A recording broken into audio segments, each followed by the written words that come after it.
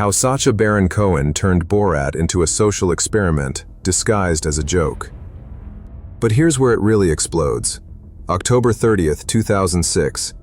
David Letterman, a guy who's interviewed everyone from presidents to rock stars, sits across from what appears to be a Central Asian journalist in a cheap gray suit. "Thank you so much for being here," Letterman says with his usual professionalism. The response? "And my wife is dead." Pause. "I'm sorry to hear that." Then, without missing a beat, high five. The audience erupts. Letterman looks like he's been hit by a truck. He's trying to steer the conversation somewhere normal, anywhere normal. But this guy keeps talking about taking photographs of women in bathrooms and playing ping-pong disco dance. You can see it in Letterman's eyes. This man has no idea what he's gotten himself into. And that confusion? That's the whole point. Here's where the mask falls off. A few weeks later, Borat hit theaters, and it didn't feel like a normal movie release. There were no fancy premieres, no safe press junkets. It just appeared, like someone had smuggled it into multiplexes while the studios weren't paying attention. You walked in expecting a dumb comedy about a foreign guy making fun of America. You walked out realizing you just watched America make fun of itself, and it didn't even know it was happening. The film was shot like a travel documentary, handheld cameras following this fictional Kazakh reporter as he stumbled through the United States, asking questions no reasonable person would ask, and doing things no sane person would do. But the genius wasn't in what Borat did. It was in what everyone else did when he did it. The real chaos starts here. Sacha Baron Cohen didn't invent the mockumentary. He didn't invent cringe comedy or hidden camera pranks either. What he did was weaponize politeness. He figured out that if you act clueless enough, if you smile wide enough, if you seem harmless enough, people will let you say almost anything. And not only will they let you say it, they'll help you say it. They'll nod along. They'll try to be accommodating. And in trying not to be rude to you, they'll reveal things about themselves they'd never say out loud in normal circumstances. That's the trap. Borat isn't the joke. He's the bait. The people around him, the real Americans who signed releases thinking they'd be in some foreign documentary, they're the punchline. But listen to this. The plot of Borat is almost non-existent, and that's entirely intentional. Borat Sagdiyev arrives in America to make a documentary about the greatest country in the world. He sees Pamela Anderson on Baywatch, falls instantly in love, and decides to drive across the country to California to marry her. That's it. That's the entire story. But the story doesn't matter because it's just an excuse, a thin wire holding together a series of increasingly uncomfortable encounters with actual Americans who have no idea they're participating in something that will become a cultural phenomenon. Cohen drops his character into rodeos, dinner parties, car dealerships, etiquette lessons, and even a Pentecostal church service. And in each location he does the same thing. He says something outrageous, waits to see how people react, and then pushes a little further. This is where it all falls apart. What makes Borat different from every other prank show is the commitment. Cohen never breaks character, not once, not even for a second. There's no wink at the camera, no moment where he lets the audience in on the joke. He is Borat, completely and totally, in every frame. And because he's so committed, the people around him can't tell if he's serious or not. So they make a choice. Most of them choose to be polite. They choose to smile, to nod, to go along with it, even when he's saying things that should make them walk away immediately. A driving instructor stays calm when Borat yells at a woman driver. A gun store owner recommends the best weapon to shoot Jews. A group of Southern socialites tries to maintain composure when Borat brings a bag of his own feces to their dinner table. They don't throw him out. They freeze. They try to process it and stay civil at the same time. And then came the bombshell. That etiquette dinner scene might be the perfect example of how the whole film works. You've got this group of well-mannered Southerners, dressed in their finest, genuinely trying to teach this strange foreigner about proper American table manners. They're patient, they're kind, they're explaining which fork to use and how to sit properly. Borat listens carefully, asks questions, seems genuinely interested in learning. Then he excuses himself to use the bathroom and comes back carrying a plastic bag. He walks up to the hostess and hands it to her, explaining very matter-of-factly that he's made waste and isn't sure what to do with it. The room goes silent. Nobody screams. Nobody laughs. They just stare at this bag in complete shock, trying to figure out what the appropriate response is to being handed human feces at a dinner party. It gets worse. But Cohen doesn't stop there. After an awkward attempt to recover, Borat asks if he can bring a guest to dinner. The hostess, still trying to be accommodating, says she supposes that would be fine. Then Borat brings in Lunel, a black prostitute he met earlier in his journey. And suddenly, instantly, you see the real boundary. Everything before this, the crude language, the bizarre behavior, the literal bag of shit, they were willing to tolerate all of that in the name of being good hosts. But this? A black woman at their dinner table? The temperature in the room drops 20 degrees. The smiles vanish. Someone asks him to leave. And just like that, you realize what the movie has been doing this whole time. It's not about shocking people with gross-out humor. It's about finding the line where politeness ends and actual values begin. This next part? Straight up wild. The driving lesson scene operates on a similar principle, but with a different tone.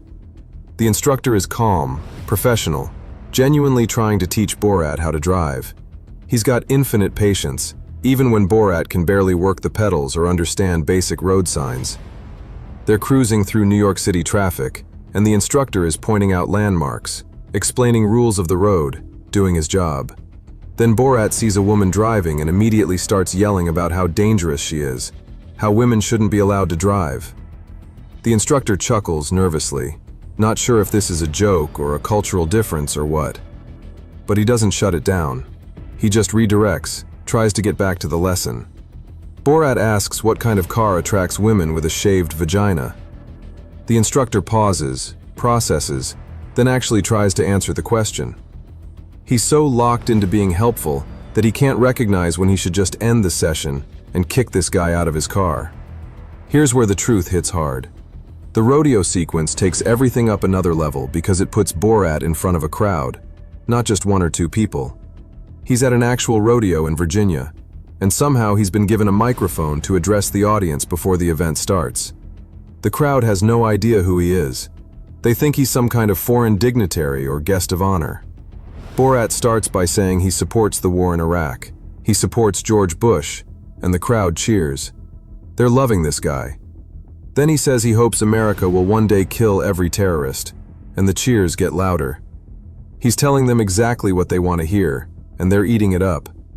Then he starts singing the Kazakh national anthem, which is actually just a bunch of nonsense. But he does it with such conviction that people stand up, hands over hearts, respecting what they think is another country's anthem.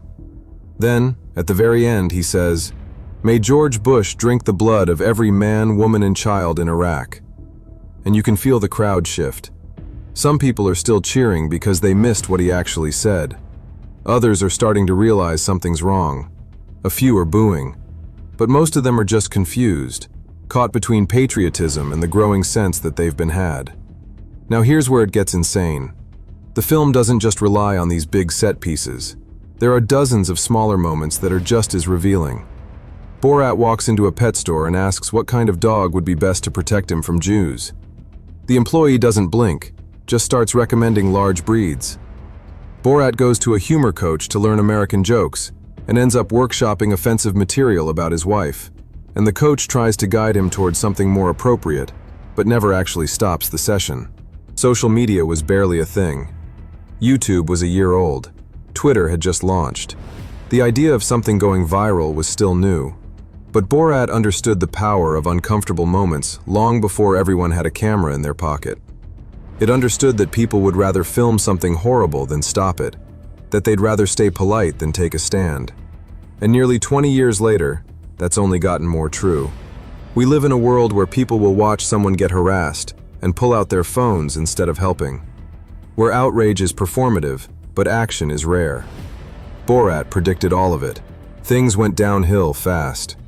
Cohen has made other characters, other films. Ali G, Bruno, The Dictator, the Borat sequel. Some of them worked, some didn't. But none of them had the same impact as the original Borat. Maybe because the element of surprise was gone. Maybe because people knew the trick by then. Or maybe because Borat hit at exactly the right moment, when America was uncomfortable enough to laugh at itself, but not uncomfortable enough to actually change anything. The film was released in 2006, deep into the Iraq War, during a time when patriotism and paranoia were at a peak. It asked questions people didn't want to answer and showed behaviors people didn't want to see. And it did all of that while making you laugh so hard you could barely breathe. Brace yourself for this one. So what is Borat, really? Is it a comedy? Yes. Is it a documentary? Kind of. Is it a social experiment? Absolutely. Is it offensive? Definitely. Is it brilliant? That depends on whether you think exposing ugliness is the same as endorsing it. Because that's the line the film walks, constantly, without ever picking a side. It shows you horrible things and trusts you to know they're horrible without explaining why. It lets people condemn themselves with their own words and actions. And it does all of this while dressed up as the dumbest movie you've ever seen. That's the magic trick. You think you're watching some clueless guy in a bad suit. You're actually watching a mirror. It turns darker from here. Because once you see Borat for what it really is, it's hard to watch the same way again. The jokes don't land as easy. The pranks feel heavier. You start noticing the pauses, the moments where someone could have said no, but didn't. You start wondering what you would have done in those situations. Would you have stayed polite? Would you have played along? Or would you have been the one person to stand up and say, "This isn't okay"? Most people like to think they'd be the hero in that scenario.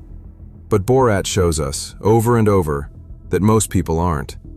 Most people just want to avoid conflict. And that passivity, that desire to keep things comfortable, is exactly what lets bad things happen. And that's when the tables turned. Sacha Baron Cohen took a ridiculous character, gave him a terrible mustache and a worse suit, and used him to show America something it didn't want to see about itself. He proved that people will tolerate almost anything if you're polite enough about it. That the line between humor and horror is thinner than we like to admit. That sometimes the best way to expose a problem is to make people laugh at it first, and only later realize what they were actually laughing at. Borat is stupid, hilariously stupid. But it's also one of the smartest comedies of the last 20 years. And the more people try to brush it off as just a dumb movie, the more it proves its point. Because if a guy this ridiculous can walk into a room and make people show who they really are without even trying, maybe the real joke isn't him. Maybe it's us.